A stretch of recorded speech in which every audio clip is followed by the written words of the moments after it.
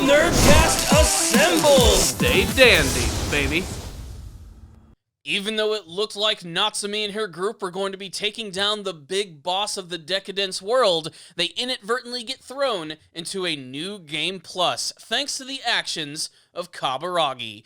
This was a crazy episode of Deca-Dence, to say the least, and that's saying a lot for a show that pretty much has been throwing people for a loop since its second episode of the series, and it's hard to believe that only 5 episodes in, things continuously get more insane. So let's go ahead and dive into this review, which is going to be very short. I'm very short on time, but I do want to give my thoughts about this episode, because it was nuts, and it was a fairly predictable episode until we got to the very end. Essentially, Natsume was joining her group as they went to battle against the Alpha Gadoll, and predictably, this thing ends up just ripping them a brand new asshole. That is until Kaburagi decides that he's going to have to come in and save the day. And it leads to this really big scene where apparently, like, he releases his limiters, as they call him, which essentially allows him to go completely insane with his fighting abilities, and basically he's able to take this thing out in a very violent and very cool fashion. However, when he actually does this, he actually ends up going against the protocol of what Solid Quake has actually been creating. This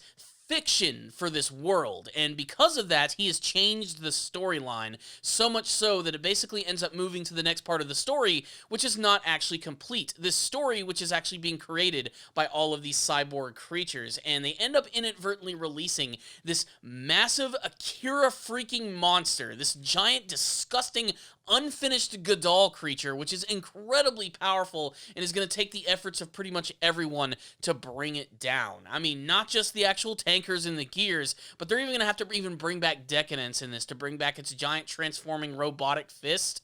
And it's a pretty awesome scene. And what I really love about it is that Kaburagi has officially said, you know what, screw Solid Quake, I'm going to do my own thing. There's a place for bugs in this world, and I'm going to make sure that they can survive. But by doing this, he does end up realizing that he is going to be punished by the organization, which essentially is keeping him alive.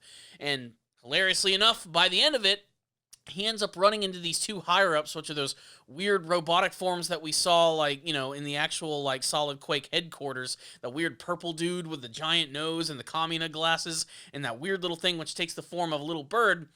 And it seems like they end up killing Kaburagi by the end of the episode. Now, I don't think they're going to kill this character off like this. I still feel that there's so much more for him in the future, especially because I feel that eventually he is going to reveal everything to Natsume and the other people of Deca-Dence, of truly what's going on here, and it's going to end up causing this massive war with all of these people. Now, what's also really interesting is that while this battle does end, the fog immediately lifts, and we get to see that they're basically in this brand new landscape, which is having all of these other Gadoll monsters that we actually see, these massive ones, just like the one from the first episode, except that one, there was only one of them. Now there's like a dozen of them, all just roaming the landscape. Essentially, now that they changed the storyline and altered it, things are going to get way more dangerous, and there's going to be a lot less predictability when it comes to actually, like, fighting against these things. So, what's the rundown on this episode of Deca-Dence? I know this is a really quick review, but I want to talk about a few things. First, I don't know if it's fully confirmed in this episode, but the Gadoll themselves, while they do seem natural to Earth, can seem to be manipulated a little bit by Solid Quake, as if they are manufacturing them to be a little stronger, or they're like biologically engineering them in some sense.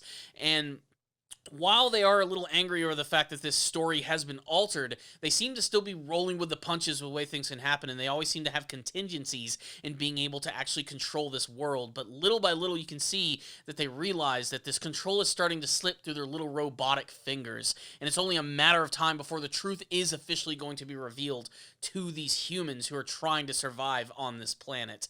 But otherwise, this was another great episode, which was very high on the action. I mean, there were some really solid action scenes in this episode that were very well animated. I think one of my favorite visuals of the entire show is the fact that the Gadoll have these barriers, and whenever they release them, you get to see that everything was floating suddenly starts to fall down. You saw that twice in this episode. One, when Natsume and her team are going into the cave and found the Alpha Gadoll, which had just killed and annihilated all of these soldiers, just absolutely slaughtered them, and you get this really scary image of all of them just sort of floating around in the barrier. And as soon as it releases it, all of them just fall with a, like, just rainfall of blood to the floor.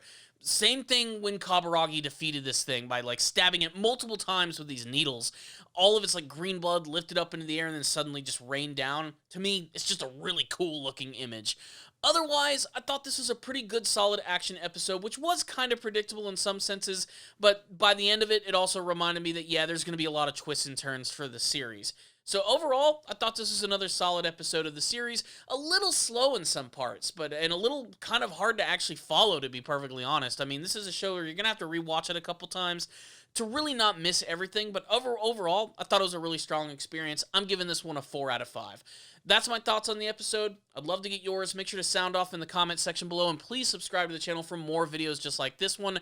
I know I'm a little short on time. This is a little shorter than my other videos, but I'll try to get, a more regular review next time.